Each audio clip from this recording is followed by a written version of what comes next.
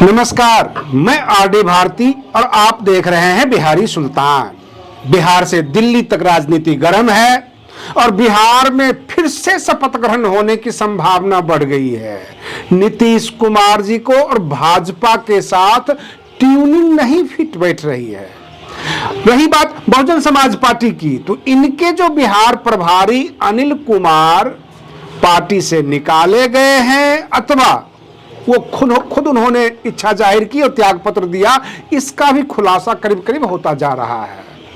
अगर आप हमारे चैनल पर आ गए हैं तो 5 मिनट रुककर पूरा वीडियो देख लें, एनालिसिस देख लें। बिहार से दिल्ली तक पूरा राजनीति गर्म है। 6 दिसंबर का जो प्रोग्राम है नोएडा में, उसको टक्कर देने के लिए आजाद समाज पार्टी ने भी एक प्रोग्राम रख दिया है ताकि आरक्षण बचाओ रैली निकालेंगे। बिहारी सुल्तान चैनल के दर्शक अपने चैनल को मजबूत करना चाहते हैं तो आप आर्थिक सहयोग जरूर करें। फोन पे नंबर, गूगल पे, सब कुछ हमने स्क्रीन पर दे दिया है, QR कोड दे दिया है, आप आर्थिक सहयोग कर सकते हैं। सवाल ये उठता है, 9 अक्टूबर की रैली जब हो रही थी तो उस वक्त भी चंद्रशेखर आजाद ने यह साहस दिखाई थी कि हम भी एक रैली करेंगे, लेकिन वह भी रैली सुपर फ्लॉप रही। क्या 6 दिसंबर को वो रैली कर रहे हैं? क्या बसपा के सामने अपने आप को, केंद्र सरकार को अथवा एनडीए अथवा भाजपा को यह दिखाना चाहते हैं कि हम हैं विकल्प? कहने का तात्पर्य कि बहुजन समाज का बंटवारा वो दिखा रहे हैं। क्या ये दिखा रहे हैं कि बहुत सारे लोग हमारे रैली में आएंगे और उनकी रैली को हम फ्लॉप कर देंगे? ऐसा कभी नहीं होगा। बहन मायावती जी की एक आह्वान पे 15-20 लाख लोग इकट्ठे हो जाते हैं लखनऊ में, तो 6 दिसंबर को भी ऐसा ही होगा। और 6 दिसंबर को चंद्रशेखर आजाद अपने ही समाज के सामने अपने आप को ठगा सा महसूस करेंगे, अपमानित महसूस करेंगे, ऐसा लोगों का कहना है। अब प्रश्न ये उठता है कि नीतीश कुमार और भाजपा में ठन गई है। सम्राट चौधरी भाग कर जाते हैं और अमित शाह जी से गुप्त मीटिंग करते हैं आधे घंटे तक। कयास ये लगाए जा रहे हैं कि शायद भाजपा अपनी सरकार बना रही है, लेकिन कंफर्म रिपोर्ट नहीं, क्योंकि सम्राट चौधरी जी ने क्या बात किया नहीं किया ये उन्होंने बाहर आके पत्रकारों को बताया नहीं। सवाल ये उठता है कि जो खेला ये दिल्ली में करते थे, आप सभी दर्शक इस बात के सबूत हैं कि दिल्ली में अरविंद केजरीवाल को परेशान करने के लिए केंद्र से IAS IPS रखते थे दिल्ली में, और वे IAS IPS केजरीवाल की नहीं सुनते थे। दिल्ली में काफी रस्साकसी चलती थी और केजरीवाल का यह आरोप रहता था कि भारत सरकार जो है हमारे हाथ में नहीं है, गृह मंत्रालय जो है वो भारत सरकार के अंडर में आता है, दिल्ली पुलिस उनके अंडर में आता है, IAS ये अपना चहेता मोदी जी भेज रहे हैं, हमें तंग कर रहे हैं, हमारी कोई सुनता नहीं है। ठीक उसी तर्ज पर सम्राट चौधरी जी कुछ चहेते भाजपा के IAS अफसर को बिहार लाने की तैयारी में थे और नीतीश कुमार जी को पता लग गया। नीतीश कुमार जी कहते हैं कि बगैर मुख्यमंत्री को मांगे, बगैर मुख्यमंत्री की सहमति से कोई भी IAS दिल्ली से बिहार में आकर डिप्यूट कैसे हो सकता है जब हमने मांगा ही नहीं। कुल मिलाकर भाजपा अपना एक्शन दिखाना शुरू कर दी।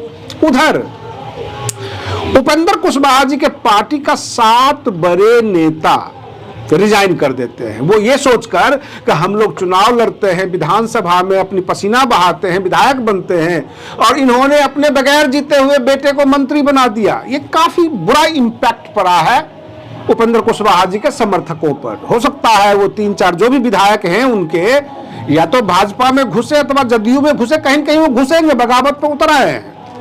तो बिहार में राजनीतिक स्थिति काफी उहापोह हो गई है। नीतीश कुमार जी दोनों रास्ता तलाश रहे हैं कि सतीश कुमार सिंह उर्फ पिंटू यादव जी के थ्रू बहन मायावती जी तक मैसेज किया जाए, उनसे अनुमति मांगी जाए, बहन मायावती जी नीतीश कुमार को समर्थन दे दें तो बड़ी मेहरबानी होगी, ऐसा वो तैयारी कर रहे हैं। ये भी रिपोर्ट हमारे पास है।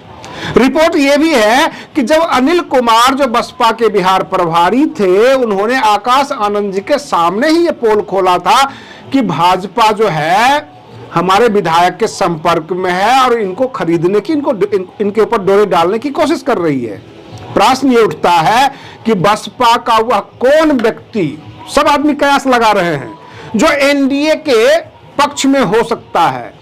तो अनिल कुमार जो बसपा के प्रभारी हैं और नीतीश कुमार दोनों स्वजातीय हैं, उनको एनडीए में जाने की अधिक संभावना दिखाई देती है।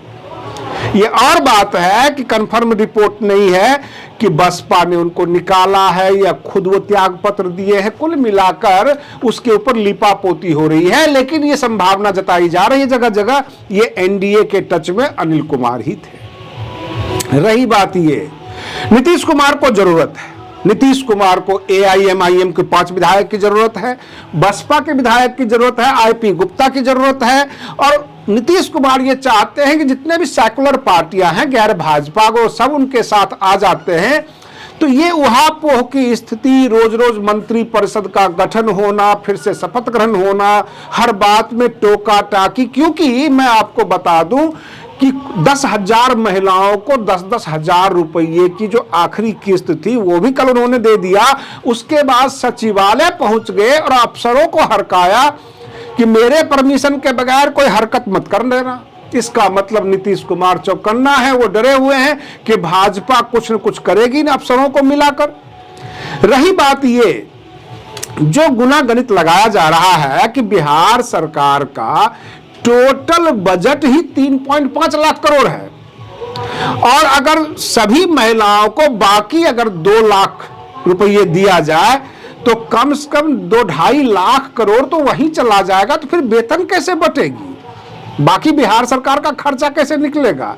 तो हो सकता है इसमें छटाई होगी, क्योंकि 1 करोड़ 1.5 करोड़ महिलाओं को दिया गया 10-10 हजार रुपये, अब उसमें छटाई करके 10 लाख महिलाओं को दिया जाए, 5 लाख महिलाओं को दिया जाए, बहुत सारी जो है बैरिकेडिंग लगाया जाए कि आप इस तरह का व्यवहार कीजिए, इस तरह का व्यापार कीजिए, रोजगार कीजिए, तब हम आपको देंगे।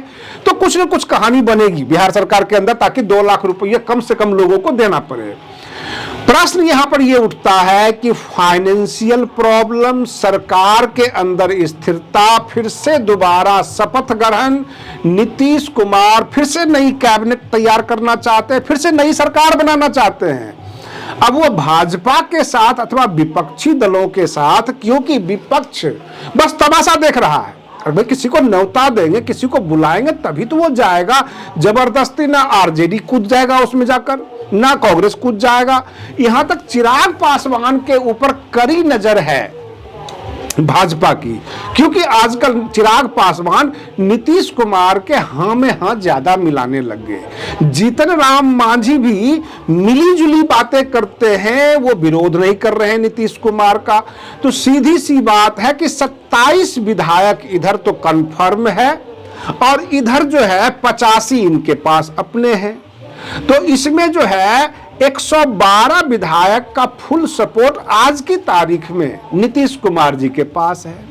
अब 112 के बाद बचता है 10 विधायक, कहां से लाया जाए? 5 विधायक एआईएमआईएम का, एक जो है बसपा का हो गया, 6 विधायक और 6 कांग्रेस का दे दे तो इनकी सरकार बन सकती है। रोज एक ही गुना गणित चल रहा है। अब किस वक्त एनडीए टूटती है, अब टूटने वाली है, कब टूटने वाली है, कब बगावत होने वाला है, सबके सब टाइट होके खड़े हो गए कि हरी झंडी दी जाएगी और अपना अपना रास्ता नाप लेंगे।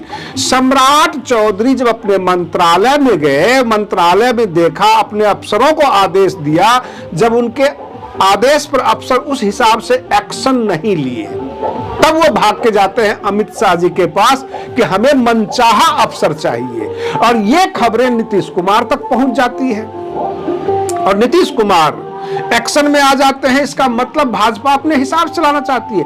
जो बुलडोजर नीति चलाई गई, यानी 1000 से कुछ ज्यादा लोगों ने अवैध निर्माण करा हुआ है, उसको बुलडोजर से ये गिराना चाहते हैं। तो जनता ये सवाल कर रही है कि 20 साल से आप शासन में थे, और डिप्टी सीएम जो सम्राट चौधरी तब भी थे और आज भी है, तो ये अब जाके पता लगा है कि कितने लोग अवैध निर्माण कर रहे हैं। क्या बालू माफिया, शराब माफिया, ये सब आपके पास उनको सर्टिफिकेट दे दिया है, उनको क्लीन चिट दे दिया है, और जो गरीब लोग दुकान खोले हुए हैं, सड़क के किनारे हैं, जो रोजी रोटी के लिए व्यवस्था की है, उनके ऊपर आप बुलडोजर चला रहे हैं।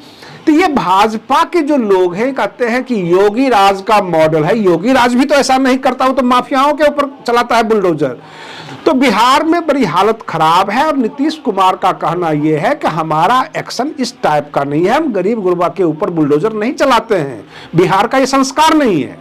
ले दे के खबर का इंतजार है और कब खबर आ जाएगी कि एनडीए टूट गई, कब खबर आ जाएगी कि उधर महागठबंधन से अथवा विपक्ष से गैर बीजेपी के कौन कौन से विधायक नीतीश कुमार के साथ जुड़ गए, ये खबर अभी आना बाकी है और उसी के इंतजार में पत्रकार डटे हुए हैं। आज के लिए बस इतना ही। आप बने रहिए बिहारी सुल्तान चैनल पर। हम फिर मिलते हैं अगले वीडियो में, तब तक के लिए धन्यवाद।